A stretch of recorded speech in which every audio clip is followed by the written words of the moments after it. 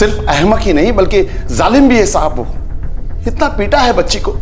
कल जब बच्ची रोती बिलखती घर आई तो जी में आया कि जाके उस कमजर्फ को कत्ल कर दूं या अपने आप को खत्म कर लूं, लेकिन वैसे आपके दामाद का नाम क्या है? ज़ारून मखदूमी। देखिए, क्योंकि मामला आपकी बेटी से जुड़ा हुआ है, हमें उनसे भी बात करनी पड़ेगी। उन्हें यहाँ बुलवाइए। जी साहब। ये ज़ारून की तरह बोलूंगा। ओके सर, आइए।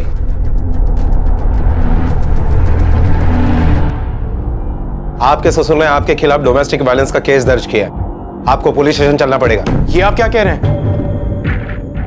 सरासर झूठा इल्जाम है ये मेरे बच्चे पर।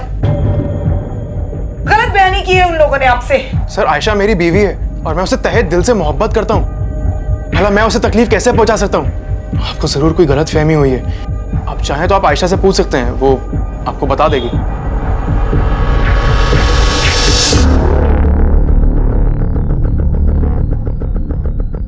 आपके अब्बू ने आपके पति के खिलाफ कंप्लेंट दर्ज करवाई है आपके साथ मारपीट करने की, लेकिन आपके पति का कहना है कि वो कंप्लेंट झूठी है। तो अब आप हमें बताइए कि सच क्या है। जी, ऐसा कुछ नहीं है। आयशा बेटा, तो फिर ये चोटें कैसे लगी आपको?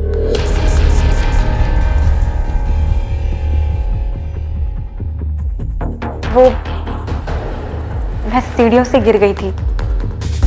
शायद अब्बू को गलतफहमी हो गई और वो यहाँ पर चले आए। रिपोर्ट लिखाने के पहले आपने बात नहीं की थी इनसे? डर गई है साहब, इसलिए हकीकत में पर्दा डालने की कोशिश कर रही। मैं आपके सामने इसकी कसम खा के कहता हूँ कि इसके पीछे सिर्फ और सिर्फ ज़ारून जिम्मेदार है। साहब, इतनी दहशत भरती है बच्ची के दिल में कि सच तक नहीं बोल पा रही है। किसी भी इंसान के पास जिंदगी में दो चीजें होती हैं जो बेशकीमती होती हैं। वो बिना फर्क के अमीर के पास भी होती हैं और गरीब के पास भी होती हैं। वो ना पैसा होता है, ना नाम और ना ही रुतबा। वो होते हैं उस इंसान के रिश्ते और समय। जो लोग अपने रिश्तों को पहचानने में भूल कर बैठते हैं या उनसे सतर्क नहीं रहते हैं, उनका क्या हश्र होता है, आइए देखते हैं हमारे आज के इस केस में। अम्मी, मैं तो कहती हूँ कि ये सारा कसूर ना ज़ारून भाई का है। कैसे उसे सर पे चढ़ाए घूमते थे, जब देखो तब आयशा आयशा आयशा। अब देख लीजिए नतीजा, पुलिस को झूठा इल्जाम लगाकर दरवाजे पर भेजा है। पता नहीं क्या देखकर निकाह किया था ज़ारून भाई ने उसके साथ। और आपको याद है ना, उसके पहले कदम जब इस घर में पड़े थे, मनूस खबर लेकर आई थी।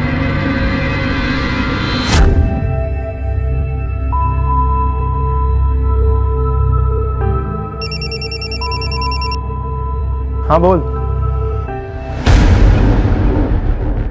क्या? एक मिनट। मगर ये हुआ कैसे? चल चल मैं देखता हूँ। क्या हुआ ज़ारून?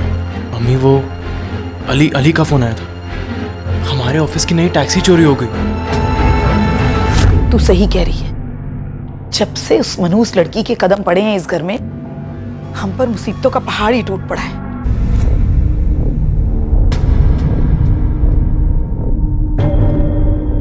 आइए आइए, माशाल्लाह।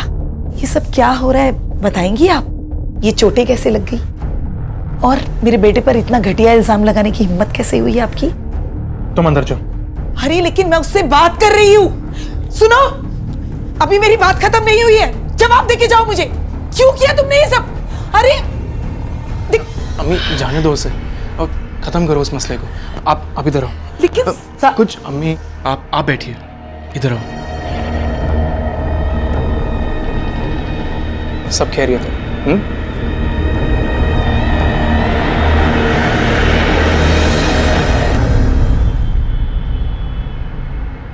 साला मेरी तो समझ नहीं आ रहा कि ये हो क्या रहा है। पिछले 3 महीनों से झटके पे झटके लगे जा रहे हैं। पहले 3 टैक्सियों में से एक अफजल लेके भाग गया और दूसरे का एक्सीडेंट, और अब ये तीसरी का चोरी। ज़ारून सुन, हमें ना पुलिस में कंप्लेंट करनी चाहिए। हो ना हो, साला कोई अपना ही आदमी जो सारे काम कर रहा है। नहीं अल्ताफ, यहाँ पर जो भी लोग काम कर रहे हैं वो अपने ही तो हैं। मेरा यकीन है कि अगर इनमें से किसी ने भी चोरी करी है ना, तो जरूर किसी मजबूरी में करी होगी, वरना ऐसे कौन चोरी करता है? देख ज़ारून, इतना मैंने कहा ना, यहाँ पुलिस नहीं आएगी तो नहीं आएगी।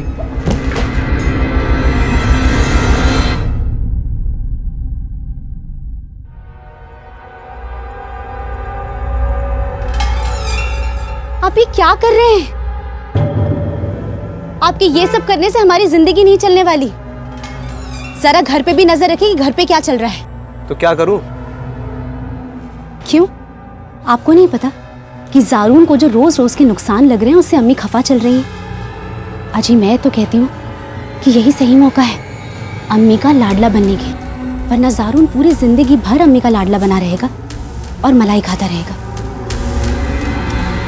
ज़ारून के परिवार में कुछ छोटी मोटी दरारें नजर आ रही थी, लेकिन फिलहाल वो उसकी और आयशा की जिंदगी पर उतना असर डालती नहीं दिख रही थी। जिस बात का उनकी जिंदगी पर गहरा असर पड़ रहा था वो था उनका अपना रिश्ता, जिसे आयशा का परिवार बिल्कुल पसंद नहीं करता था। इसीलिए जब भी आयशा के पिता को मौका मिलता वो आयशा को अपने साथ ले जाते और ज़ारून को उससे मिलना तो दूर, बात करने तक की भी इजाजत नहीं थी। आयशा ने ज़ारून के साथ जितना वक्त अपने ससुराल में गुजारा था उससे कहीं ज्यादा वक्त उसने अपने मायके में बिताया था, और शायद इसी सबसे परेशान होकर ज़ारून वो कदम उठा बैठा जो उसे नहीं उठाना चाहिए था। अम्मी हौसला रखिए, पता नहीं किस हालत में होगा। डॉक्टर साहब, मैं एक बार अपने बच्चे से मिल सकती हूँ क्या? जब तक पुलिस आकर उसका बयान नहीं ले लेती कोई उससे नहीं मिल सकता है। एक बार मिल लेते सिर्फ। प्लीज आप लोग बैठिए, पुलिस बयान ले ले, उसके बाद आप लोग मिल लीजिएगा। आइए, एक्सक्यूज मी, बैठिए।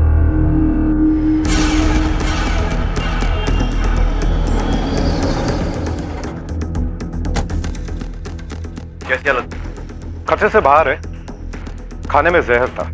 अब उसने ये जहर अपने खाने में मिलाया था या बाहर से किसी और ने उसे मारने की कोशिश की थी, ये कहना मुश्किल। उसे कौन मारेगा साहब, खुदकुशी करने की कोशिश की है उसने। क्यों? ज़ारून भाई के ससुराल वालों के चलते साहब। वो लोग कई दिनों से ज़ारून भाई पे जोर डाल रहे थे कि वो आयशा को तलाक दे दे, लेकिन ऐसा ज़ारून भाई करना नहीं चाहते थे। इसी के चलते परेशान थे वो। हाँ साहब, आयशा के घर वाले जिम्मेदार इन सब काम के लिए, तब आप उनको गिरफ्तार कीजिए। ज़ारून ने ये सब उनकी वजह से किया है। साहब, मुझे नहीं पता कि आयशा के घर वाले हमें क्यों अलग करना चाहते थे, लेकिन आयशा के बिना जीने के बारे में मैं सोच भी नहीं सकता, इसलिए मुझे इसके अलावा और कोई रास्ता नहीं मिला। जरा खुल के बताओगे कि चल क्या रहा था? मैं आयशा से बेहद मोहब्बत करता हूँ सर, और ये बात उसके घर वाले अच्छे से जानते हैं। उन्हें पता है कि मैं उसे कभी कोई तकलीफ नहीं पहुंचा सकता, इसलिए उन्होंने आयशा का इस्तेमाल करके मुझ पर दबाव डाला। फिर उस दिन बड़ी अजीब केस है सर, कभी ससुर दामाद पर इल्जाम लगा रहा है तो कभी दामाद ससुर पर, और इतना कुछ हो जाने के बावजूद भी हमें ये नहीं पता चल रहा है कि असली में मामला क्या है। एक बात तो पक्की है भोसले कि ये ससुर और दामाद दोनों हमसे कुछ ना कुछ जरूर छिपा रहे हैं। लेकिन सर जब हमने पिछली मर्तबा उससे पूछताछ की थी तो उसने हमें कुछ नहीं बताया था। अपनी चोटों की वजह भी उसने सीढ़ियों से गिरना बताया था। लेकिन अब हालात अलग हैं भोसले, अब उसके पति ने जान देने की कोशिश की है, हो सकता है वो भी कुछ अलग बोले।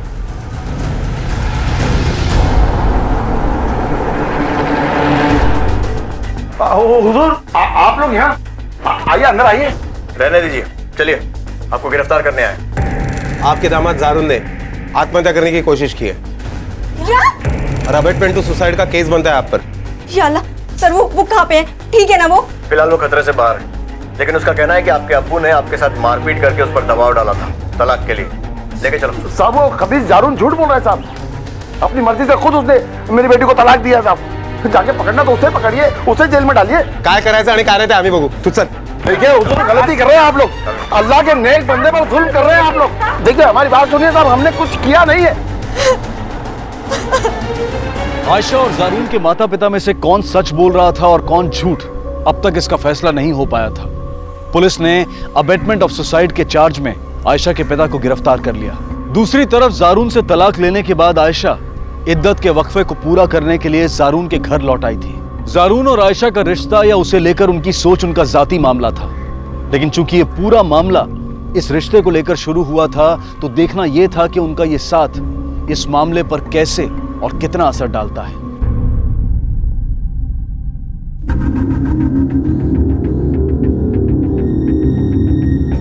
आपने पुलिस से अब्बू की शिकायत क्यों की? खबर है आपको अब्बू जेल में बंद है। भाभी जान, इसको ऐसा करने के लिए मैंने ही कहा था। हालत देख रहे हैं आप इसकी, क्या हाल बना लिया। और भाभी जान, जो हुआ अच्छा ही हुआ, कम से कम आपकी जिंदगी में खुराफात तो नहीं करेंगे। देखिए अल्ताफ भाई, ये हमारा जाती मामला है, प्लीज इसमें दखल अंदाजी मत कीजिए। आयशा, 1 मिनट। रात काफी हो चुकी है, आपकी अम्मी आपकी राह देख रही होंगी। ख्याल रखना अपना भाई। अल्लाह हाफिज।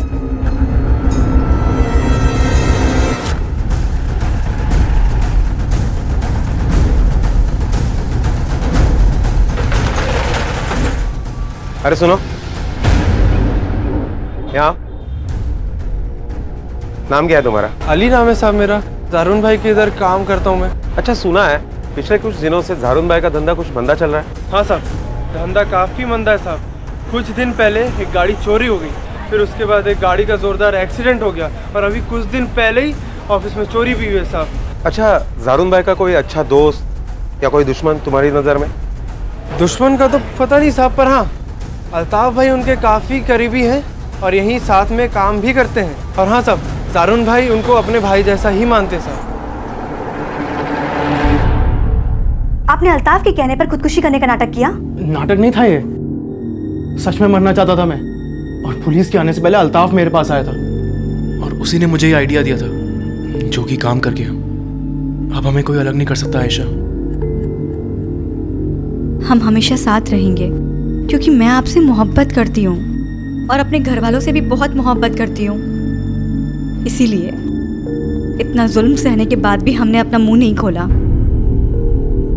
मुझे यकीन है एक दिन वक्त आएगा और वो समझ जाएंगे।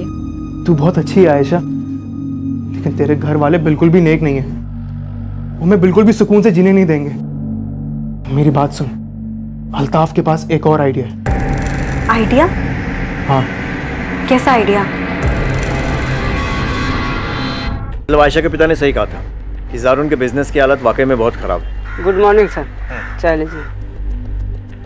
लेकिन जिस तरह से बिजनेस में बार बार नुकसान हो रहा है, वो भी नॉर्मल नहीं लगता है। सर, मैंने जारून के ऑफिस में काम करने वाले हर एक शख्स से बात की। सभी को यही लगता है कि जारून के सबसे करीबी कोई ऐसा है जो उसके साथ छुपकर दुश्मनी निभा रहा है। क्या लगता है तुम्हें, कौन हो सकता है वो करीबी? सर, कोई दोस्त भी हो सकता है और कोई दुश्मन भी। अगर दुश्मन के बारे में बात की जाए तो आयशा का परिवार, जिन्हें जारून को तकलीफ पहुंचा के खुशी मिलेगी। दोस्त के बारे में बात की जाए तो एक ही ऐसा शख्स है जो जारून के सबसे करीबी भी था और उसका एम्प्लॉय भी, और वो है अल्ताफ। इस जारून से पूछताछ करो। इसके दोस्तों और दुश्मनों को पहचानने से पहले इसे जानना बहुत जरूरी है। Okay sir.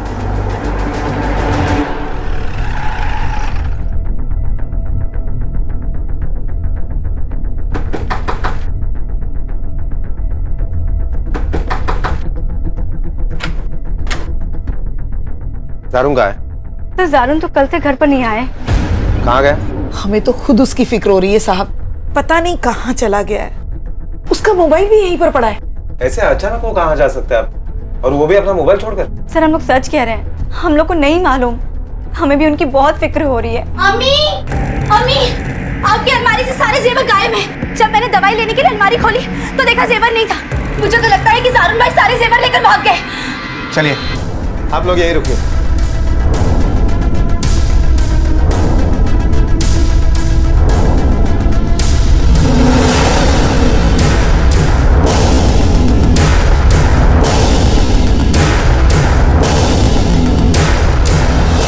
अपने घर से जेवर चोरी करके जारून रातों रात गायब हो चुका था। ये काफी अजीब बात थी, लेकिन इससे भी ज्यादा अजीब बात यह थी कि ऐसा करने से पहले उसने अपनी पत्नी आयशा से भी कोई बात नहीं की थी, जिससे अलग होने के सिर्फ ख्याल से ही वो अपनी जान देने की कोशिश कर चुका था। सर, कल रात मैं और मायरा सहर भाभी के घर पे गए हुए थे। उनकी अम्मी की तबीयत खराब चल रही थी तो उनको देखने चले गए। घर लौटने में देर हो गई और जब घर पे पहुंचे तो बिस्तर पर जारून का फोन था, पर जारून घर पर नहीं थे। और आप दोनों? आप तो घर पे ही थे। सब जारून और रफीक दोनों के आने से पहले ही मेरी आंख लग गई थी, और वैसे भी इन दोनों के काम से लौटने का कोई तय वक्त नहीं है। अक्सर देर हो जाया करती है, तो इसीलिए उन दोनों को ही हमने एक एक चाबी देके रखी हुई है। अगर जारून रात को आया भी होगा तो मुझे नहीं पता।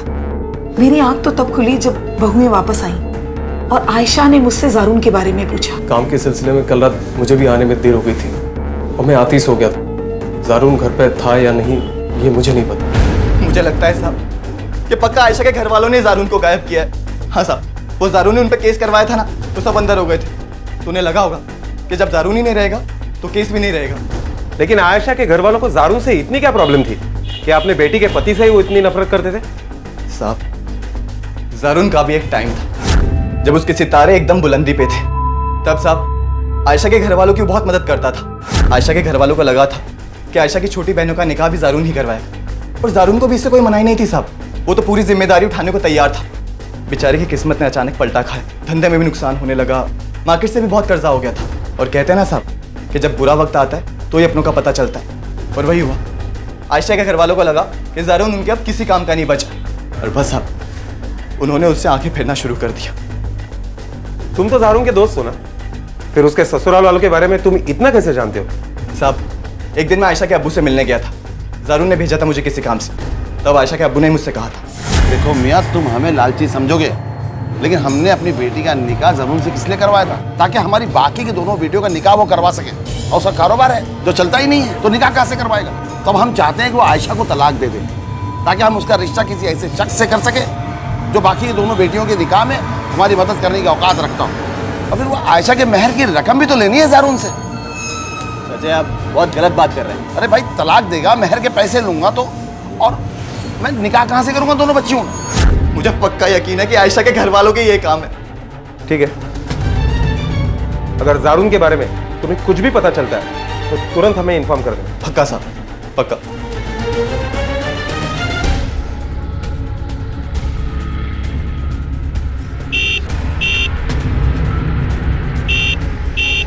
भावसार, तर गाडी थांबवा साईडला।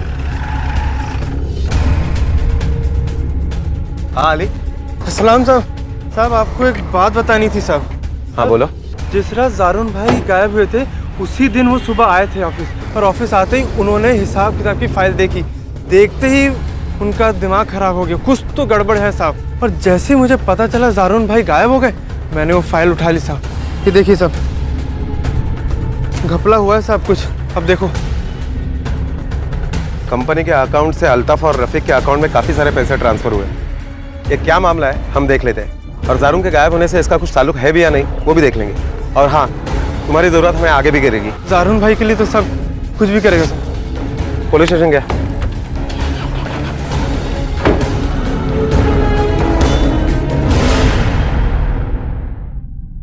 अब तक कितने का घपला किया है जारून की कंपनी के साथ? घपला?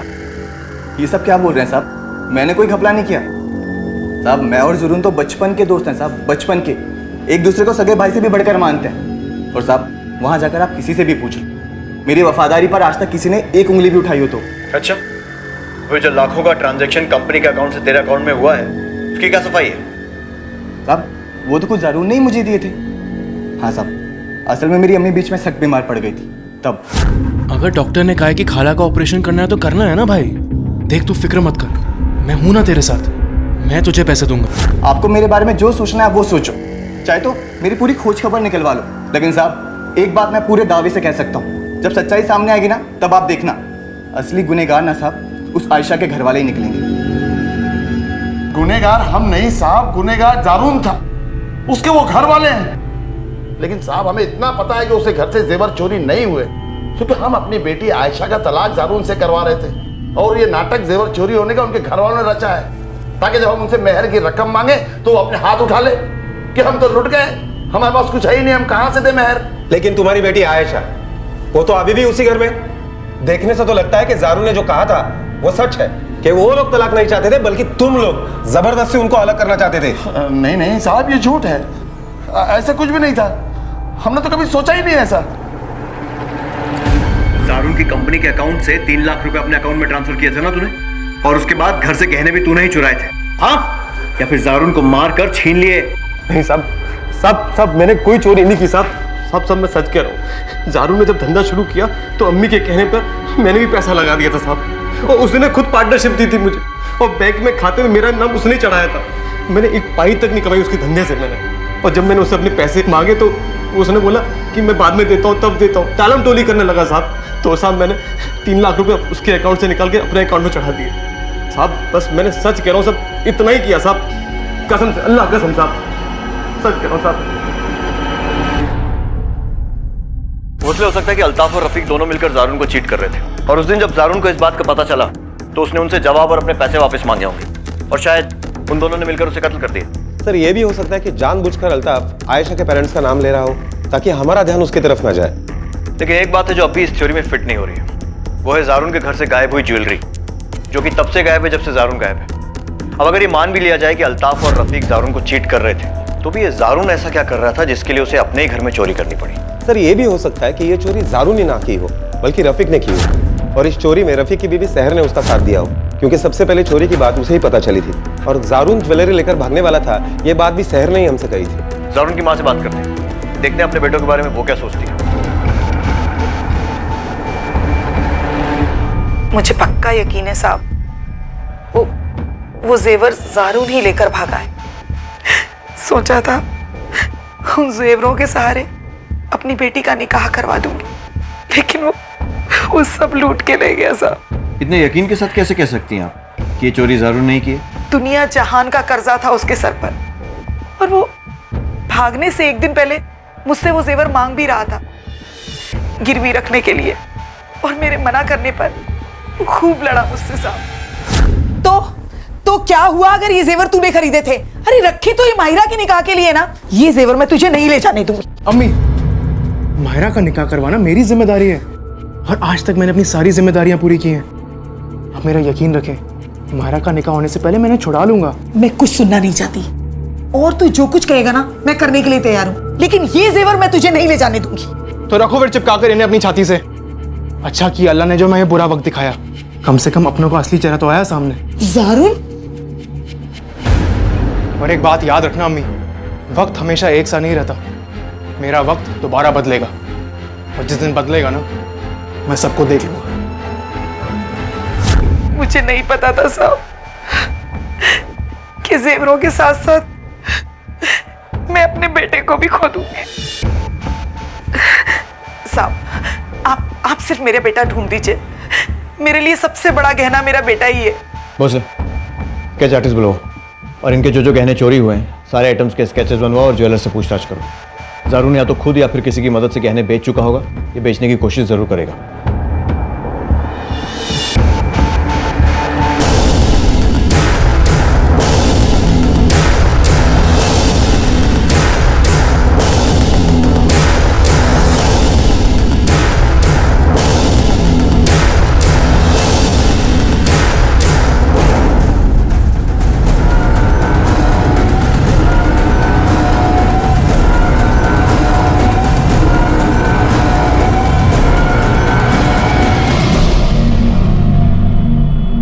आयशा, अब्बू आप यहाँ? जारून के जाने के बाद अब तेरे पास कोई बहाना नहीं रहा यहाँ रहने का।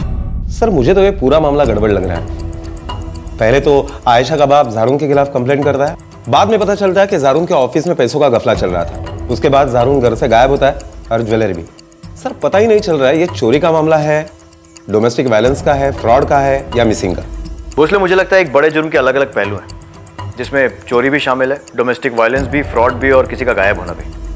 और मुजरिम भी शायद कोई एक आदमी नहीं है, बल्कि अलग अलग लोग अपने मकसदों को पूरा करने के लिए चालें चल रहे हैं। सर आपको क्या लगता है या सगळ्यामध्ये जारूनचा काय रोल असू शकतो? कुछ दावे के साथ कह नहीं सकते, हो सकता है कि वो मुजरिम हो या शायद विक्टिम भी। क्या ज्वेलरीचे स्केचेस काय झालं? सर मैंने वो स्केचेस एरिया के सारे ज्वेलर्स में सर्कुलेट कर दिए, लेकिन अब तक कुछ पता नहीं चला है। हेलो,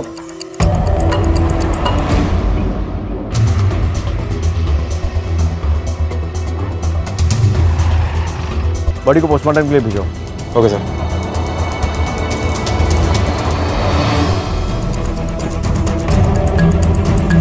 सर मैंने हर फ्लोर पर चेक किया, लेकिन कहीं पर भी कोई स्ट्रगल या मारपीट के निशान नहीं है। सर मुझे अभी भी ये सुसाइड केस लग रहा है, मर्डर केस नहीं। इतनी जल्दी किसी नतीजे पर नहीं पहुंच सकते भोसले, पोस्टमार्टम रिपोर्ट आने दो, पता चल जाएगा।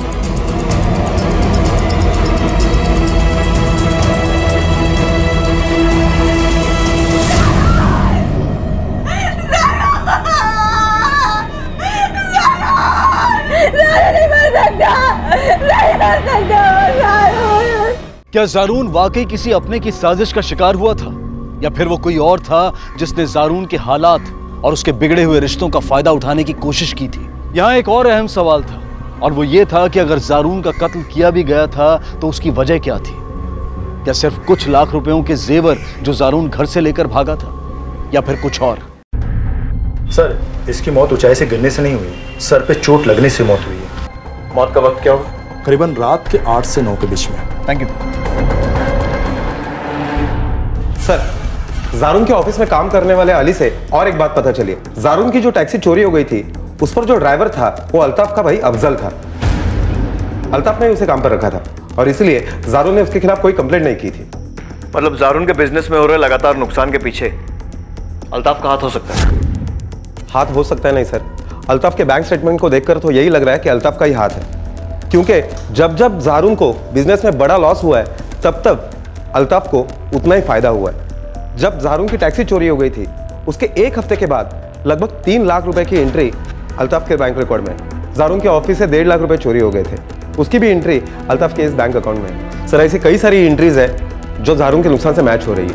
मतलब ज़ारून को अल्ताफ की इस धोखाधड़ी का पता चल गया होगा, दोनों के बीच में झगड़ा हुआ होगा और फिर अल्ताफ ने या तो उसे खुद मार दिया या फिर अपने उस मौसेरे भाई अफजल से मरवा दिया।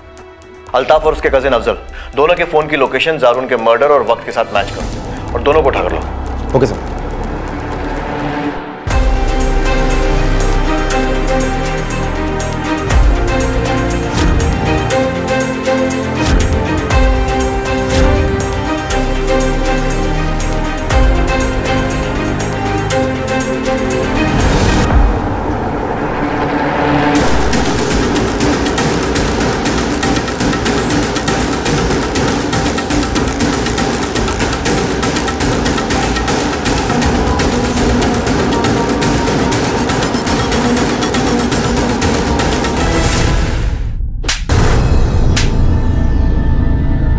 वो टैक्सी तूने चुराई थी ना? जी साहब, मैंने चुराई थी ज़ारून भाई की टैक्सी, पर साहब वो तो मैंने अल्ताफ भाई के कहने पे चुराई थी साहब।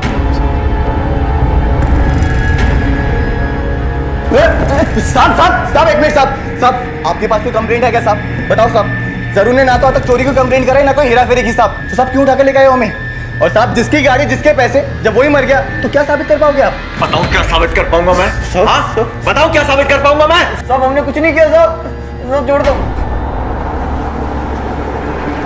सर, दोनों के मोबाइल लोकेशन आ गए, लेकिन क्राइम के वक्त ये दोनों क्राइम स्पॉट पर नहीं थे। हाँ सर, अफजल उस वक्त अपने गांव में था और अल्ताफ टैक्सी चला रहा था। दोनों ने ज़ारून को चीट किया है, लेकिन उसके कत्ल में इन दोनों का हाथ है ऐसे लगता तो नहीं है। पता नहीं भोसले, पर मुझे लग रहा है कि इस अल्ताफ का इस केस से काफी गहरा लेना देना कुछ तो है जो अब तक सामने नहीं आ रहा है। ये भी तो पॉसिबिलिटी है कि इन दोनों भाइयों का या फिर सिर्फ अल्ताफ का कोई पार्टनर हो जिससे उसने ज़ारून का कत्ल करवाया। हाँ, हो सकता है, लेकिन इस बात को साबित करने के लिए हमारे पास कुछ ठोस सबूत नहीं है और ना ही कोई ऐसा केस जिस वजह से हम इन दोनों को यहाँ पर ज्यादा देर तक रोक सकते हैं।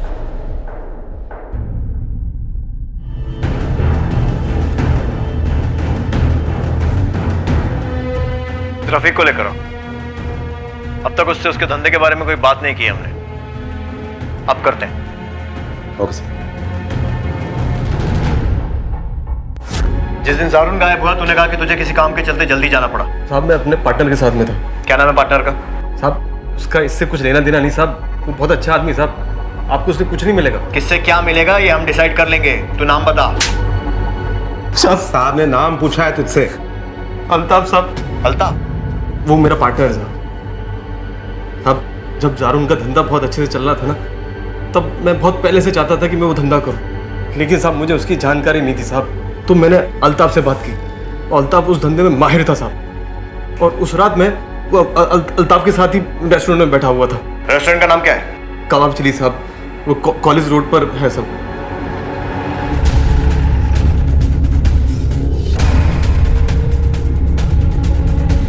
सीसीटीवी है यहाँ? नहीं साहब, सीसीटीवी तो नहीं है। इन दो लड़कों को जरा ठीक से देखो। इनका कहना है कि 16 तारीख की रात को 10 बजे तक ये आपके होटल में ही थे। होंगे तो भी बता नहीं सकता साहब, क्योंकि रेगुलर कस्टमर तो है नहीं। ये रेस्टोरेंट है साहब, यहाँ कितने लोग रोज आते जाते हैं, अब किस किस का हिसाब रखें। भोसले, मुझे लगता है कि जो रफीक की देर रात तक काम करने वाली बात है वो झूठी है। वो सिर्फ अपने और अल्ताफ के लिए एलिबाइज तैयार कर रहा है। सर श्योरिटी से कुछ भी कहा नहीं जा सकता क्योंकि हमारे पास कुछ भी सबूत नहीं है। हाँ लेकिन पॉसिबिलिटी तो बनती है। फिर भी दोनों पर नजर रखो। अगर अल्ताफ ने जारून को मारा है तो उसका मोटिव क्या था, और अगर रफीक ने अपने भाई को मारा है तो क्यों? अगर मर्डर को पकड़ना है तो मर्डर का मोटिव जानना बहुत जरूरी है। सर एक इंटरेस्टिंग कड़ी मिली है। ये अल्ताफ के कॉल रिकॉर्ड से पता चलता है कि आयशा के बाप के बीच में और अल्ताफ के बीच में काफी सारे कॉल्स हुआ करते थे और इन दोनों की बातचीत आज तक जारी है। जारून का दोस्त उसके ससुर से क्या बात करता होगा? सर अल्ताफ की शादी अब तक हुई नहीं है, कहीं ऐसा तो नहीं कि इस बातचीत का आयशा से कुछ लेना देना हो? चलो आयशा,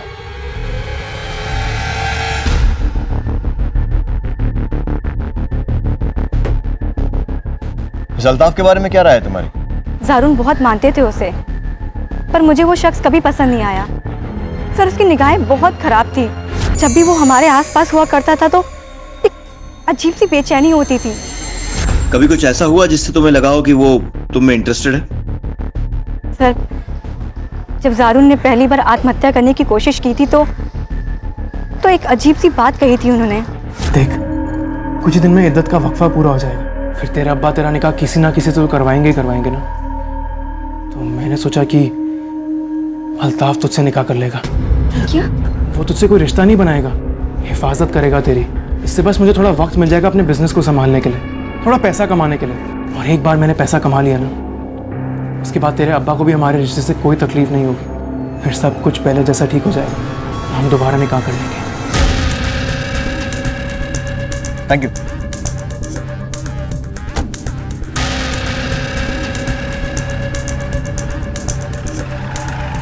जी हाँ, अल्ताफ करना चाहता था आयशा से निकाह, और उसके लिए निकाह के खर्च के 3 लाख रुपए और बाद में हमें सहारा देने के लिए महीने के 25,000 रुपए देने का वादा भी किया था उसने। लेकिन हमने ना तो हाँ कहा हुजूर और ना ही ना। लेकिन मन ही मन में आपने अल्ताफ का वो ऑफर मान लिया था और इसीलिए जारून पर दबाव डाल रहे थे तलाक के लिए, और आयशा के साथ मारपीट भी इसीलिए कर रहे थे ना।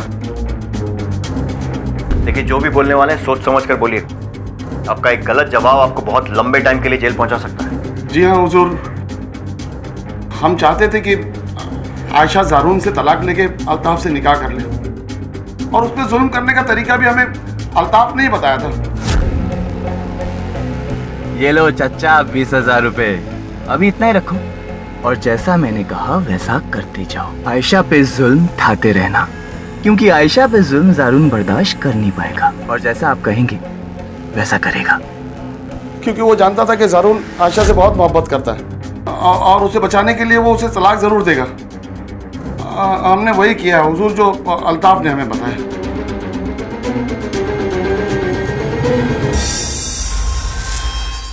साहब पर बात क्या साहब? सर्च वारंट लेकर आए, तलाशी लो पूरे करके। कोना कोना छान मारो।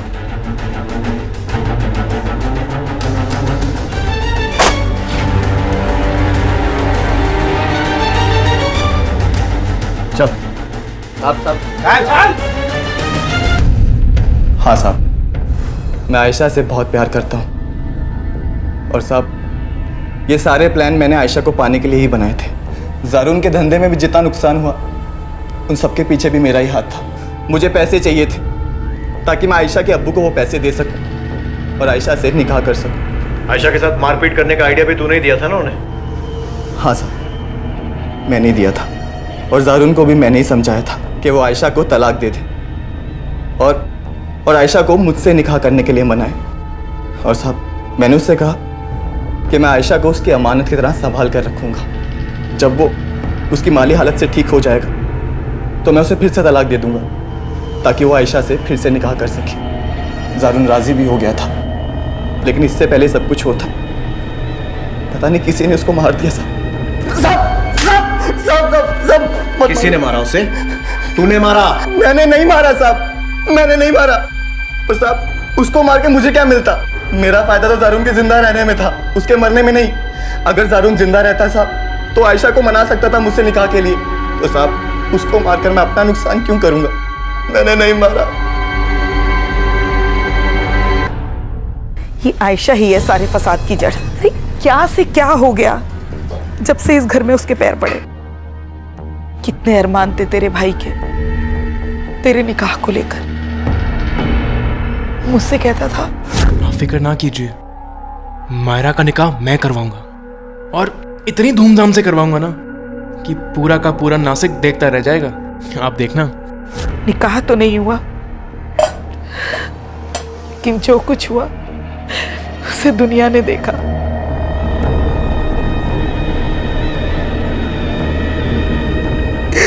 अम्मी, अम्मी मत रो। सर, रफीक सच बोल रहा है। जारून का मर्डर ना रफीक ने किया है ना ही अल्ताफ ने। ये देखिए सर, रेस्टोरेंट के सामने एक बैंक का एटीएम है जिसमें सीसीटीवी कैमरा है और ये रहे उसके फुटेज। इस फुटेज में साफ साफ दिखाई दे रहा है कि ठीक 7:15 बजे रफीक और अल्ताफ दोनों जन रेस्टोरेंट में गए और 9:15 बजे के करीब ये दोनों जन रेस्टोरेंट से बाहर आए और पोस्टमार्टम रिपोर्ट के मुताबिक जारून का मर्डर 8 और 9 बजे के बीच में हुआ। इसका मतलब है जारून के मर्डर से इन दोनों का कोई ताल्लुक नहीं है। उसने अगर रफीक और अल्ताफ रेस्टोरेंट में थे, अफजल अपने गांव में था और आयशा का बाप अपने घर पे था, तो फिर ये कत्ल किया किसने? वो गहने जो जारून के घर से चोरी हुए, उसकी कोई खबर? अभी तक उसके बारे में कुछ पता नहीं चला। अजीब नहीं लगता भोसले? अगर जारून ने वो गहने चुराए होते तो उसने बेचकर अपना कर्जा चुकाया होता, और अगर उसके कातिल ने उससे गहने छीने होते तो उसने भी मार्केट में बेचा होता, और अगर ऐसा होता तो हमें खबर लग जाती। लेकिन ऐसा हुआ नहीं है। इसके दो ही मतलब हो सकते हैं। क्या सर? पहला तो ये कि वो गहने किसी औरत ने चुराए जिसका मकसद उन्हें बेचना नहीं बल्कि इस्तेमाल करना है, और दूसरा अल्ताफ और उसके फुफेरे भाई ने गाड़ी की चोरी और पैसों की हेराफेरी का जुर्म कबूल किया और पुलिस ने उन पर मुकदमा दर्ज करके उन्हें अदालत में पेश किया। जारून के चले जाने के बाद आयशा ने जारून के परिवार वालों से किसी भी तरह की मेहर लेने से इनकार कर दिया। जारून के कत्ल की तहकीकात अब भी जारी थी। पुलिस लगातार उस इलाके के ज्वेलरी शॉप वालों से संपर्क बनाए हुए थी, क्योंकि उन्हें पूरा यकीन था कि जारून के कत्ल का राज किसी न किसी रूप में उन जेवरों से जुड़ा है। इस बीच 2 महीनों का वक्त गुजर चुका था और पुलिस के हाथ अब तक कोई सफलता नहीं लगी थी। और फिर एक दिन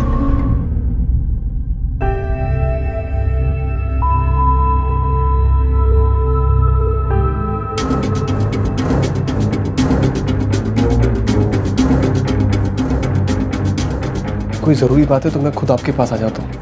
अभी मेरे बहन का रिश्ता होने वाला है। इस बार हमें तुमसे नहीं, तुम्हारे अम्मी के साथ बात कर रही हैं। हम चारों पुलिस स्टेशन चला। हो सकता है जेवर खो गए थे, उसी मामले में शायद बात करनी। मैं आती हूँ। आइए। बताइए तो सही मुझे आखिर बात क्या है? साहब मुझे यहाँ ऐसे क्यों बुलाया? बात क्या है? जेवर मिल गए क्या? हाँ भी और नहीं भी। मैं कुछ समझी नहीं। आपके चोरी हुए जेवरों को हम पिछले 3 महीनों से ढूंढ रहे हैं, लेकिन कोई सुराग ही नहीं मिल रहा।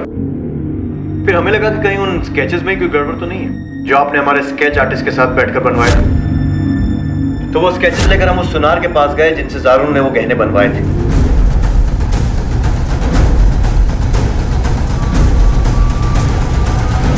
और उसने हमें बताया कि ये तो वो गहने हैं ही नहीं।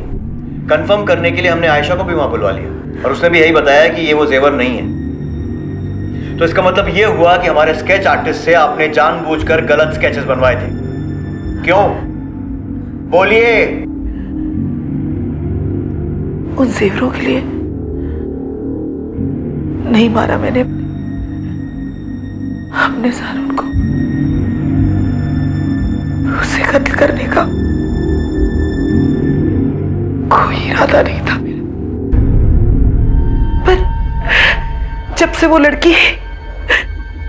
लड़की आशा उसकी जिंदगी में आई, जारून का धंधा बंद होने लगा। उस पर भारी कर्जा हो गया था। साहब, घर में सिर्फ वो ही जेवर बचे थे जिनके सहारे मैं अपनी बेटी की निकाह करने के बाबत सोच रही थी। पर जारून वो जेवर भी मुझसे मांग बैठा। मैं नहीं जानती थी। मैंने तो बस ऐसे ही गुस्से में उससे। फिर क्या हुआ? मोहब्बत नहीं की जितनी वो जारून से किया करती थी। मैं अम्बी को बहुत चाहता हूँ पर उनको जेल जाते नहीं देख सकता था, और ना ही मैं अपनी बहन माहिरा का निकाह में कोई परेशानी चाहता था। इसलिए मैंने अम्बी को सलाह दी कि जेवरों को छुपा दे और उसके बाद उसका इल्जाम जारून पर लगा दे। लेकिन जेवर तो तुम्हारे घर पर ही थे और वहीं रहने वाले थे, तो फिर ये चोरी का नाटक क्यों किया? आयशा का तलाक हो चुका था जारून से। इद्दत का वक्फा पूरा होने के बाद जब वो घर जाती तो मेहर की रकम हमें देनी पड़ती। हमारे पास तो पैसे थे नहीं, तो फिर जेवर देने पड़ते,